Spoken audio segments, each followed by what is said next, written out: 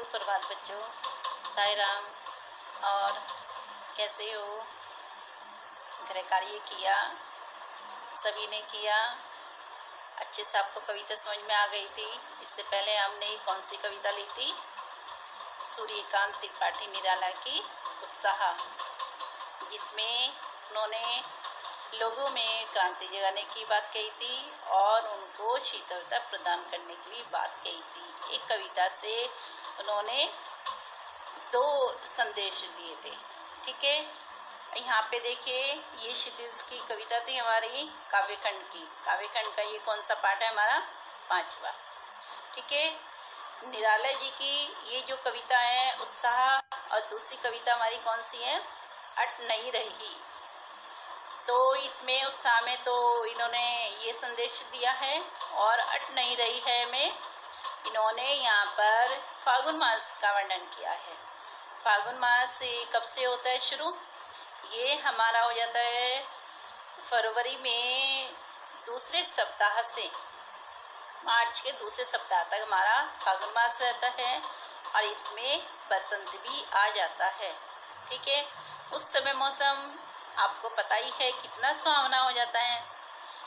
सब बच्चे पतंग उड़ाने लगते हैं, नए नए फूल आ जाते हैं, और जो हमारे पेड़ पौधे हैं फूलों से लद जाते हैं।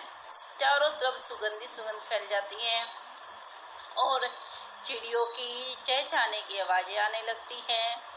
चारों तरफ सुगंध रहती है।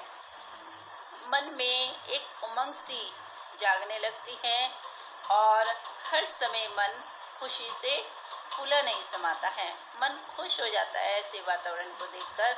उस समय ना तो अधिक गर्मी होती है और ना अधिक सर्दी होती है। ठीक है, इससे पहले इस कविता का परिचय देखेंगे। पहले कविता का नाम अट नहीं रही है। ठीक है, इसके कवि कौन है? सूर्यकांत त्रिपाठी निराला जी। भाषा कौन सी है?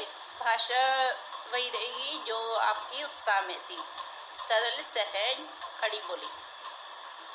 इसमें सभी वैसे शब्द का प्रयोग किया गया है जो हम आसानी से समझ सके। सहज हो गया, आसानी से समझा जाने वाला। ठीक है, शैली कौन सी है इसमें? संबोधन शैली। इसमें फागुन मास को संबोधित किया है हमारे कवि जी ने। ठीक है, उसके द्वारा उन्होंने अपने मन के भावों को बताया है, प्रकट किया है उन्होंने। अलंकार कौन सा है यहाँ पर? मानवीकरण और पुनरुक्ति प्रकाश अलंकार। ठीक है, इसमें हमें कहीं कहीं पर अनुप्रास अलंकार भी दिखाई देगा। ठीक है, आपको अलंकारों की पहचान अच्छे से है, तो आप ये अलंकार पहचान लोगे जब हम कविता पढ़ेंगे। रस कौन सा है? रस इसमें श्रृंगार रस। ठीक है, श्रृंगार रस किसे कहते हैं? जिसमें किसी के सौंदर्य का वर्णन किया गया है उसे हम क्या कहते हैं? श्रृंगार रस। नायक नायिका का मिलन का वर्णन किया गया है, या उनके वियोग का वर्णन किया गया है, या वातावरण का वर्णन किया है, प्रकृति के सौंदर्य का वर्णन किया गया है, तो वो श्रृंगार रस में ही आया है। ठीक है, अगर हम किसी के भी सौंदर्य का वर्णन कर रहे हैं तो उसमें कौन सा रस होगा? हमारा श्रृंगार रस होगा। ठीक है, आपको अच्छे समझ में आया? अब आगे देखते हैं कि इसमें क्या है। ये देखो, बसंत में कैसा वातावरण होता है? बसंत में हमारा तितलियाँ आ जाती हैं, वो फूलों पर बैठती हैं, चारों तरफ का वातावरण बहुत ही सुहावना हो जाता है। इस कविता में इन्होंने फागुन मास का वर्णन किया है। फागुन मास के बीच में बसंत भी आता है, और बसंत में जो मौसम सुहावना होता है दिल को खुश कर देने वाला होता है, मन मनमोहक हो जाता है। उस समय चिड़िया भी पेड़ पर बैठने लगती हैं। देखो, चिड़िया बैठी है यहाँ पर, और तितलियाँ भी फूलों पर बैठती हैं, फूलों का रस चूसती हैं, और पेड़ पौधे आ जाते हैं, और नए नए पत्ते आते हैं। पत्तों का रंग कैसा होता है? कुछ लाल भी होता है, कुछ हरा भी होता है, क्योंकि नए नए पत्ते होते हैं। आपने देखा होगा कि पत्ते कैसे होते हैं, और चारों तरफ पतंगे भी उड़ने लगती हैं। आपने देखा कि आकाश कैसे भर जाता है बसंत में, चारों तरफ पतंगे ही पतंगे होती है। आपने भी उड़ाई होगी पतंग, कितना अच्छा लगता है पतंग उड़ाना। जो महिलाएं हैं, महिलाएं भी खुशी से झूमने लगती हैं, खेतों में फसलें लहराने लगती हैं और चारों तरफ सुगंध फैलती है, फूलों की खुशबू चारों तरफ फैल जाती है। उस समय का वातावरण इतना सुंदर होता है कि मन खुशी से झूमने लगता है। अगर मन दुखी भी है तो भी वातावरण हमें अच्छा लगने लगता है। मन हमारा हर समय प्रफुल्लित होता रहता है, ठीक है, उल्लास से भर जाता है। ठीक है, आइए अब हम अपनी कविता देखते हैं। कविता में क्या है, अटनई रही में, इसमें कवि ने फागुन मास का वर्णन किया है। फागुन मास की मादकता भरे मौसम का वर्णन किया है। मादकता बोलते हैं नशीला मौसम। उस समय सब नशे में चूर हो जाते हैं और जो उसकी खुशबू है चारों तरफ फैलने लगती है। मौसम इतना सुहावना होता है कि मन खुशी से झूमने लगता है। तो यहाँ पे अट नहीं रही है आबा फागुन की तन, सट नहीं रही है। तो यहाँ पे जो कवि है, कवि कह रहा है अट नहीं रही है, अट में समा नहीं रही है। जो आभा है, आभा में शोभा है, फागुन मास की जो शोभा है, फागुन मास की जो खुशबू है, फागुन मास की आभा की सुंदरता है, आभा बोलते सुंदरता को, वो इसमें संसार में समा नहीं रही है, वो बाहर छलक रही है। इतनी सुंदर हो गया है मौसम, इतना खुशबू वाला होता है, इतना सुगंधित हो गया है मौसम कि उसमें समा नहीं रहा है, सारे संसार में वो छलक रहा है बार बार। ठीक है, आगे देखते हैं। कहीं सांस लेते हो, घर घर भर देते हो। तो यहाँ पे जो कवि है, इसमें मानवीकरण अलंकार है यहाँ पर, कि फागुन मास को संबोधित कर रहा है कि जो फागुन मास सांस लेता है तो क्या करता है, घर घर भर देते हो। तो इसमें वो क्या करते हैं, फागुन मास अपनी सुगंध को चारों तरफ बिखेर देते हैं और उससे चारों तरफ मौसम कैसा हो जाता है, सुगंधित हो जाता है। चारों तरफ मौसम इतना सुहावना होता है, सुगंधित भरा हो जाता है कि इतना मनमोहक हो जाता है कि मन खुशी से झूमने लगता है। ठीक है, उड़ने को नभ में तुम पर कर देते हो। तो यहाँ पे कवि ये कह रहा है कि उस समय मौसम इतना सुहावना होता है कि आकाश में पक्षी भी चहचहाने लगते हैं और मानव भी क्या करते हैं, ऐसे लगते हैं उनमें भी पर लग गए हैं, उनमें भी पंख लग गए हैं और वे भी उड़ने को मचलने लगते हैं।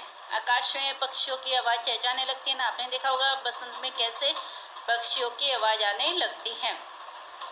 तो पर बोलते हैं पंख, पंख लगाकर मानव का मन भी उड़ने को करता है और पक्षी भी आकाश में उड़ने लगते हैं।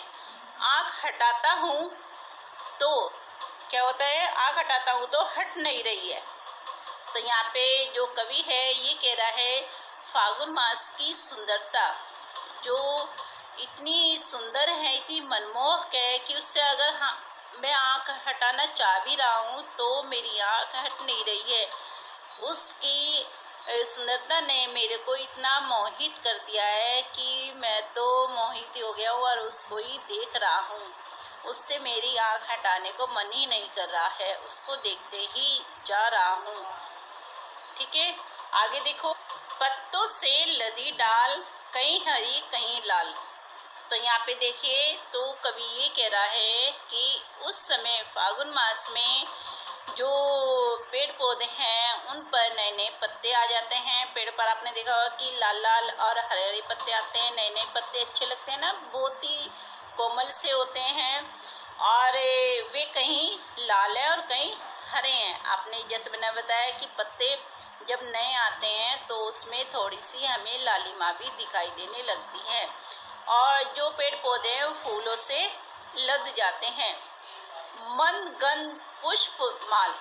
तो यहाँ पे कह रहे हैं कि जो फूलों की पुष्प है, फूल, मन में धीरे धीरे गंध में खुशबू वो फूलों की जो खुशबू है वो धीरे धीरे चारों ओर बिखर रही है, चारों ओर अपनी सुगंध बिखेर रही है, चारों तरफ अपनी सुगंध से सबको मोहित कर रही है। पाट पाट शोभाश्री, तो पाट पाट बोलते हैं जगह जगह, जगह जगह पर इसकी जो शोभा है बिखर रही है और सब इसमें मोहित हो रहे हैं, सभी प्रफुल्लित हो रहे हैं, उल्लास भरा मौसम हो गया है, पट नहीं रही है। तो यहाँ पे कवि ये कह रहा है जो इसकी शोभा है वो समा नहीं रही है और वो बार बार छलक रही है और चारों तरफ मौसम प्रफुल्लित हो रहा है, उल्लास भरा हो रहा है और सब खुशी से झूम रहे हैं। उस समय खेत भी लहराने लगते हैं, किसान भी झूमने लगते हैं खुशी से, क्योंकि उनकी फसलें लहराती रहती हैं और सबका मन खुश हो जाता है। वो मौसम ही अलग होता है, इतना सुहावना होता है कि मन खुशी से झूमने लगता है। ठीक है ना। आपको मालूम है कि उस समय का मौसम कितना अच्छा होता है। आपको तो पतंग उड़ाना बहुत अच्छा लगता है, उस समय पतंग उड़ाने का भी मौसम हो जाता है। ठीक है ना। अब यहाँ पे देखिए कैसे फूलों से लद गए हैं सारे पेड़ पौधे, इसमें नए नए पत्ते भी आ रहे हैं और इसमें सूरज भी देखने लायक होता है। इसमें तो देखो जब सूरज निकलता है हमारा सुबह के समय तो कितना सुंदर वातावरण होता है। उस समय सर्दी भी नहीं होती और गर्मी भी नहीं होती। उस समय का मौसम आँखों को भी बहुत अच्छा लगता है और दिल को भी सुहाना लगता है। नए नए फूल आते हैं, फूलों का रंग भी कितना सुंदर लगता है, हमें मन को मोहित करने वाला लगता है ना। अब यहाँ पर इसके प्रश्न देखेंगे। कविता आपको अच्छे से समझ में आ गई है। अब इसके प्रश्न में हम पहला प्रश्न देखेंगे। छायावाद की एक खास विशेषता है अंतर मन के भावों का बाहर की दुनिया से सामंजस्य बिठाना। कविता की किन पंक्तियों को पढ़कर यह धारणा पुष्ट होती है? तो इसमें जो फागुन मास में का वर्णन किया है कवि ने, तो उसमें कवि ने साथ में लोगों के मन का वर्णन भी किया है। तो इसमें उन पंक्तियों को हमें देखना है जिसमें इसने लोगों के मन का वर्णन किया है। तो इसमें लोगों के मन का वर्णन कहाँ किया है, इसमें ये पंक्तियाँ देखते हैं। इसमें ये देखिए पंक्तियाँ, इसमें ये आ गया हमारा, ये हमारी पंक्ति आ जाएगी, आबा फागुन की तन सट नहीं रही है। तो इसमें जो कवि है, कवि मन के भावों का वर्णन कर रहा है। इसमें जो कवि है, कवि मन जो लोगों के मन में उमंगें उठ रही हैं उसका वर्णन कर रहा है। यहाँ पे ये बता रहा है कि लोगों के मन में जो उमंगें हैं, जो फागुन मास की सुंदरता को देखकर मन मोहित हो रहा है, कैसे किस प्रकार से उल्लास से भर रहा है उसका मन, क्योंकि वो प्रफुल्लित हो रहा है, उसके मन का वर्णन कर रहा है इस लाइन में। फागुन की तन है संसार, संसार में मतलब जो फागुन की सुंदरता है वो समा नहीं रही है, छलक रही है। मतलब कैसे में छलकना दिख रहा है, क्योंकि लोग खुशी से झूम रहे हैं, उसमें हमें फागुन मास की सुंदरता का प्रभाव दिख रहा है। ठीक है। और इसमें आगे आ जाते हैं, कहीं सांस लेते हो, एक ये भी पंक्ति आ जाती है हमारी, कहीं सांस लेते हो घर घर भर देते हो, उड़ने को नम में तुम पर कर देते हो। तो इसमें भी लोगों के मन का वर्णन किया है कि किस प्रकार से लोग खुशी से झूम रहे हैं। जब फागुन मास सांस लेता है तो क्या करता है, चाहता अपनी सुगंध बिखेर देता है और सबके घर में खुशी की लहर दौड़ जाती है और उस समय मन भी ऐसा लगता है जैसे पंख लगा के उड़ने लग जाए, उड़ने को मन करता है और आकाश में पक्षियों के चहचहाने की आवाज़ें आने लगती हैं। तो इसमें लोगों के मन का वर्णन किया गया है। तो इसमें यही पंक्तियाँ आएंगी हमारी, हमारी आएगी, आबा फागुन की तन सट नहीं रही है, फिर कहीं सांस लेते हो घर घर भर देते हो, उड़ने को नम में तुम पर कर देते हो। इसमें लोगों के मन का वर्णन किया गया है। तो इसमें यही बताया है कि इसमें बाहर की दुनिया से किस प्रकार से सामंजस्य बिठाया है, इन पंक्तियों में भी पता लग रहा है। अब आगे दूसरा प्रश्न देखते हैं। यहाँ पर, कवि की आँख फागुन की सुंदरता से क्यों नहीं हट रही है? ठीक है। तो आपको मालूम ही है कि फागुन मास में चारों तरफ किस प्रकार से सुगंध फैल जाती है, चारों तरफ का वातावरण कितना सुगंधित हो जाता है, मौसम कितना सुहावना हो जाता है, चारों तरफ जो है रंग बिरंगे फूल आ जाते हैं, पत्ते नए नए आ जाते हैं, ठंडी ठंडी हवाएं भी चलने लगती हैं। आकाश में हमें रंग बिरंगी पतंगे भी दिखाई देती हैं और चिड़ियों के चहचहाने की आवाजें भी आने लगती हैं। मौसम किस प्रकार से मन को मोहित करने वाला हो जाता है। हमारा जो मन है वो कितना प्रफुल्लित और उल्लास भरा हो जाता है, मन खुशी से झूमने लगता है। तो इस तरह की सुंदरता को देखकर ही कवि का मन फागुन की सुंदरता से नहीं हट रहा है, उसका मन कर रहा है कि मैं उसको देखता ही चला जाऊं। ठीक है, अब तीसरा प्रश्न देखेंगे। प्रस्तुत कविता में कवि ने प्रकृति की व्यापकता का वर्णन किन रूपों में किया है। ठीक है, तो इसमें आपको मालूम ही है कि कवि ने अनेक प्रकार से प्रकृति की सुंदरता का वर्णन किया है, प्रकृति की सुंदरता को बताया है। अब यहाँ पे कविता को देखेंगे। सबसे पहले इसमें शुरू की जो हमारी पंक्ति थी कि अट नहीं रही है आबा फागुन की तन सट नहीं रही है, तो इसमें किस प्रकार से उन्होंने प्रकृति की सुंदरता का वर्णन किया है कि जो आभा है वो फागुन की जो शोभा है, सुंदरता है, वो हमारे संसार में समा नहीं रही है, वो छलक रही है बाहर। ठीक है, फिर यहाँ पर भी इसमें भी देखो प्रकृति का वर्णन कितना सुंदर किया उन्होंने। कहीं सांस लेते हो घर घर भर देते हो। जब फागुन माह सांस लेता है तो वो क्या करते हैं कि घर घर में खुशबू अपनी बिखेर देता है, सुगंध भरा माहौल हो जाता है, वातावरण सुगंधित हो जाता है। फिर यहाँ पे उड़ने को नम तुम पर कर देते हो, तो उस समय का वातावरण कैसे हो जाता है कि हमारा मन भी इतना खुशी से झूमने लगता है कि हम भी चाहते हैं कि हमारे पंख लग जाए और हम भी आकाश में उड़ने लगे। पक्षियों की आवाज़ भी हमें सुनाई देने लगती हैं, वो चहचहाने लगते हैं। और कवि यहाँ पे ये कह रहा है कि उसकी सुंदरता इतनी अच्छी लग रही है कि उसकी सुंदरता से मेरा आँख हटाने को मन भी नहीं कर रहा है। अब यहाँ पे ये पंक्तियाँ देखिए।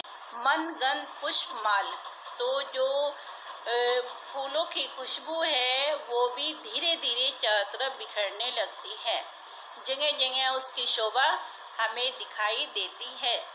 ठीक है, जिससे हमारा मन खुशी से झूमने लगता है।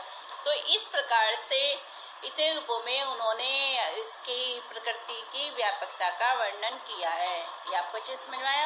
अब नेक्स्ट आगे का प्रश्न देखेंगे। प्रश्न नंबर 4 है हमारा यहाँ पर, फागुन में ऐसा क्या होता है जो बाकी ऋतुओं से भिन्न होता है। तो आपको मालूम है कि फागुन मास में सबसे अधिक सुहावना मौसम होता है। उस समय ना तो अधिक सर्दी होती है ना अधिक गर्मी होती है। उस समय का वातावरण सबसे अधिक सुहावना होता है, मीठा होता है। धरती पर सबसे अधिक फूल भी इसी मौसम में खिलते हैं। इसी मौसम में सब बच्चे पतंग भी उड़ाते हैं। बच्चों का मन भी पतंग उड़ाने को इसी मौसम में करता है, क्योंकि उस समय मौसम में सबसे अच्छा होता है पतंग उड़ाने का। इस समय ना सर्दी होती है ना ही गर्मी होती है। इस समय आसमान साफ और स्वच्छ भी होता है, बिल्कुल साफ और सुंदर लगता है आसमान, जिसमें पक्षियों के चहचहाने की भी आवाज़ हमें दिखाई देती हैं। पक्षियों का जो समूह है वो समूह घूमता हुआ हमें नजर आता है, उनकी आवाज़ें भी हमें अच्छी लगती हैं। फिर आगे वृक्षों पर जो फूल हैं, नए नए पत्ते आते हैं, उनका जो रंग है, रंग हमारी आंखों को बहुत ही सुंदर लगता है, मन को मोहने वाला लगता है। ये सभी विशेषताएं हमें किसी और ऋतु में दिखाई नहीं देती, किसी और महीने में हमें दिखाई नहीं देती है। ठीक है, ये आपको समझ में आया है। आगे नेक्स्ट प्रश्न देखते हैं। प्रश्न नंबर 5, इन कविताओं के आधार पर निराला के काव्य शिल्प की विशेषताएं बताइए। तो इसमें जो निराला जी की काव्य शिल्प की विशेषताएं हैं, तो इसमें सबसे जो पहली विशेषता आती है ये आती है कि निराला ने अपनी कविताओं को प्रकृति के आधार पर ही लिखा है। उसमें प्रकृति को आधार बनाकर लोगों के मन के भावों का वर्णन किया है। ठीक है। निराला जी की दूसरी विशेषता यह है कि उन्होंने अपनी कविताओं में अधिकतम मानवीकरण अलंकार का प्रयोग किया है। उन्होंने फागुन को एक नायक माना है और उसको संबोधित करते हुए लोगों के मन के भावों का वर्णन किया है। लोगों के हृदय के भावों को बताया है कि किस प्रकार से लोगों का जो हृदय है किस प्रकार से फागुन मास की सुंदरता को महसूस करता है और उस समय किस प्रकार से उनका मन खुशी से झूमने लगता है। जो फागुन है, फागुन एक नायक है, नायक के रूप में उसने निराला जी ने उनको माना है। ठीक है। जो तीसरी विशेषता है, तीसरी विशेषता में उन्होंने इसमें कविताओं में सरल सहज खड़ी बोली का प्रयोग किया है, जिससे ये कविता हमें आसानी से समझ में आ जाती है। कहीं कहीं पर इन्होंने संस्कृत निष्ठ शब्दों का भी प्रयोग किया है। ये इसकी काव्य शिल्प की विशेषताएं हैं। आपको इस समझ में आ गई है। इसमें चार विशेषताएं हैं हमारी कि सबसे पहले इसमें प्रकृति का वर्णन किया है, प्रकृति को आधार बनाकर लोगों के हृदय के भावों का वर्णन किया है। दूसरा मानवीकरण अलंकार का प्रयोग किया है। तीसरा इसमें सरल सहज भाषा का प्रयोग किया है, जिससे लोगों को कविता आसानी से समझ में आ जाती है। और नंबर 4 पे हो गया, इसमें संस्कृत निष्ठ शब्दों का भी कहीं कहीं पर प्रयोग हुआ है। ठीक है। तो ये प्रश्न है आपके, प्रश्न आपको अगर आसानी से समझ में आ गए हैं, अच्छे से समझ में आ गए हैं, तो आप इनको कर सकते हैं गृह कार्य में। ठीक है। और अगर आपको नहीं समझ में आए हैं तो आप उनको मार्क कर लीजिए, तो आपको फिर से एक बार आपको समझा दिया जाएगा। जितने आपको प्रश्न आपको समझ में आ गए हैं उतने आप गृह कार्य में करना। ठीक है। धन्यवाद। साईं राम।